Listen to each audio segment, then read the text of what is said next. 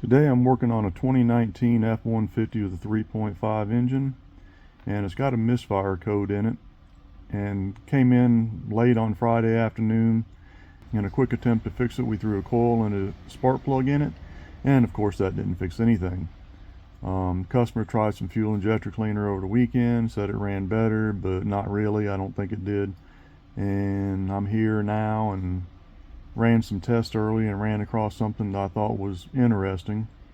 I was trying to decide if the injectors could be a problem, and this thing has two sets of injector, a high pressure and a low pressure.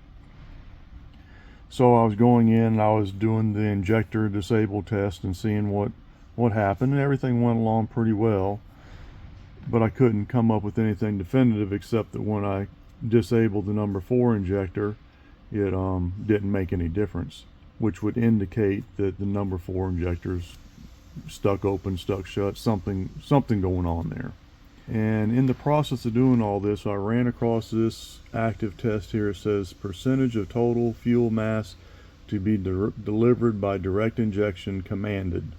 Well, that sounded interesting to me, so I went in here and looked at it.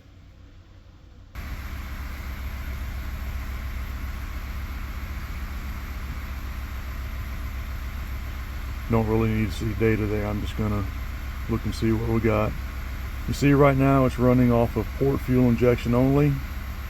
I'm going down here and I'm going to change it to DI, which is direct injection only, and hopefully you can hear that it's skipping.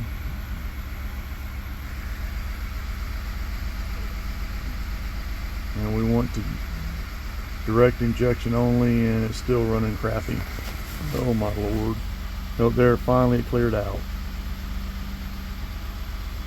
So we're on direct injection only and it's running good. We're going to go to port fuel injection only. It goes right back to running terrible. DI only. Smooths right out. So that tells us definitively that we've got something going on with the port fuel injectors, and specifically on number 4 cylinder, since that's where the misfire is at. So now that we actually know something, we're going to go on and probably wind up changing this injector out if we get the okay. But like I said, that's on direct injection, that's on port injection. Switching back, everything's good to go there. And what that kind of just told me was the injector's probably leaky. It could be leaky, and it ran because it ran poorly for a little while just on direct injection. Port fuel injection, direct injection. Now it's time to get into tearing this thing down and seeing what's going on before it gets hot.